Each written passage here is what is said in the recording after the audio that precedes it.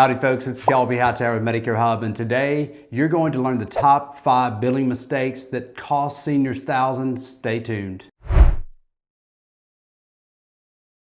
So the most common billing mistakes involve being charged for services you didn't receive or being billed for more expensive procedures than what actually were performed. For example, Barbara visited her doctor for a routine wellness checkup but later received a bill for a diagnostic visit which had a higher out-of-pocket cost. When she reviewed her explanation of benefits, or EOB, she noticed the incorrect billing code had been used. This error cost her an extra $150 until it was corrected. So to avoid this mistake, always request an itemized bill for your medical visit. Compare your bill with your EOB to ensure the services match up to what's performed. If you find discrepancies, contact your provider's billing department immediately and request they resubmit the corrected claim to Medicare or your Medicare health plan, such as your Medicare Advantage plan or Medicare supplements. If you have a Medicare supplement, it will be billed after Medicare pays its portion, then the Medicare supplement pays.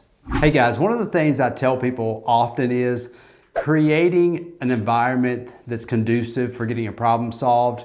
And how does this apply to your medical billing and things like that? A lot of times you're upset when you get a bill, and I always say, lay the bill down, realize the bill is not going to kill you, it's not going to destroy you, it's not going to ruin your credit. It's something you need to address. It's a problem and it's a frustration, and I get it. I get billed on stuff for medical bills for our family health insurance sometimes, and it's wrong and it's very complicated and confusing on the steps. My advice to you is to step back, take a deep breath, have the right mindset before you do call the billing person, and then address the office where the bill came from, ask for somebody in the billing department, and then be able to explain to them there's been an error on the bill that you've received, and explain to them in detail. If you don't know how to explain that and you have an agency like us helping you, always call into our office or call into your office where your licensed agent is, and they should be able to explain to you exactly what to say and how to say it. So understanding what to say is one thing, and then how to say it is controlling our emotions, dialing back our frustrations, and communicating with clarity. So for instance, John received 2 identical charges for the same blood test, totaling an extra $200 on his bill. While Medicare flagged one of the charges, the duplicate cost still appeared on his statement until he reported it. Here's how you can catch and fix duplicate billing. Review your evidence of benefits and medical bills for repeated charges. Contact your provider's billing office to confirm whether the claim was submitted twice. Request that they adjust the bill and resubmit the correct claim or corrected claim to Medicare. So number 3, services denied by Medicare. Medicare sometimes denies claims for services they deem not medically necessary. This can include diagnostic tests, physical therapy, or even certain medications. For example, Susan's doctor ordered an MRI to investigate her chronic back pain. Medicare denied the claim, stating it wasn't a covered service under a plan because the doctor had not provided sufficient documentation. To avoid this, ask your provider if the service is Medicare approved and considered medically necessary before proceeding. If Medicare denies your claim, request the documentation from your doctor to support the necessity of the service and file an appeal. Remember, Medicare appeals process is there to protect you, so don't hesitate really ever to use it. Hey guys, one of the things that's often a joke, and I often say a lot of times when we're talking to clients, is I will tell them that cosmetic surgeries and things that we do to our physical appearance typically are not going to be covered by Medicare. So it's not medically necessary procedure. Now, I will say this, and I've said this on other videos.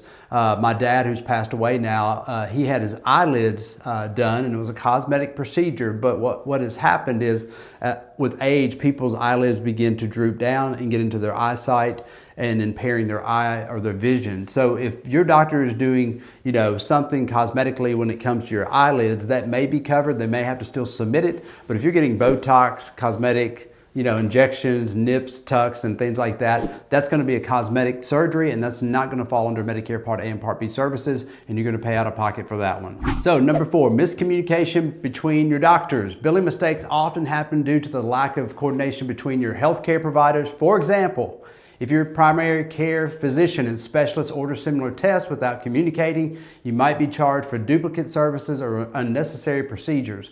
A client of ours, Linda, experienced this exact issue and was charged over $500 for tests that weren't needed.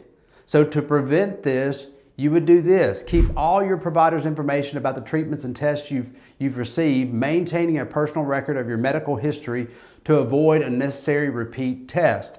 Ask your providers to coordinate directly to ensure they're not duplicating services. Hey guys, so Medicare Advantage plans and the networks for primary care and specialists and a lot of HMO-driven Medicare Advantage plans have what's called continuity of care. Now, what does this actually mean?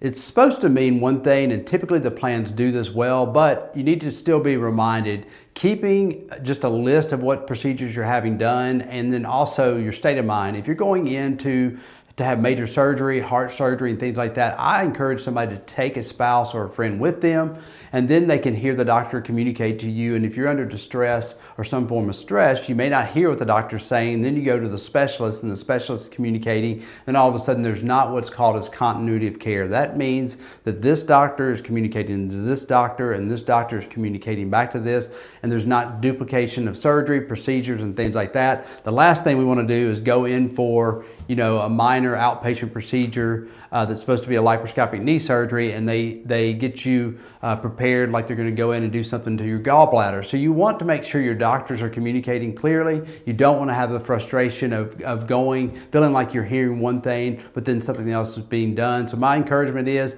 make sure that the plan is communicating or making the doctors communicate what we call continuity of care. If you have a Medicare Advantage plan, that should be happening. If not, keep a notepad, write down, make sure you clarify, hear the doctor and say, let me repeat back to what you just said to ensure I understand what you're saying, and repeat it back to them. Then when you go to the specialist and you're prepping for maybe a major surgery, again, you're listening, but you're also repeating back. And then you're saying, hey, are you guys communicating? So I want to make sure you are talking with my primary care doctor. So after I leave this surgery and I'm going back, there's not going to be confusion and disruption in my quality of care, one, and then two, just duplication in billing. Hey guys, number 5, outdated billing. Each year, Medicare updates its billing codes, and using outdated codes can lead to denied claims and incorrect charges. For instance, Mark's routine lab work was classified under a code that had been discontinued, resulting in Medicare denying the claim entirely. So here's how to stay on top of coding errors. Confirm with your provider that they're using the latest billing codes for your services. If a claim is denied, ask your provider to verify and correct the code before resubmitting it to Medicare. Work with a Medicare advisor like us if you're unsure how to navigate the coding issue or ask questions about the coding issues. At Medicare Hub, we understand how overwhelming Medicare billing can be. That's why we're here to help. Join one of our free Medicare Made Simple webinars to learn all the basics of Medicare, and feel free to schedule a one-on-one consultation with any questions you may have, including your billing issues. Our team is here to guide you through your bills, EOB, and any discrepancies to ensure you're not overpaying. Guys, I want to thank you for watching. Don't forget to like, share, subscribe to our channel, watch more videos to stay informed about Medicare billing and benefits. Schedule a call today, and let's make Medicare simple for you.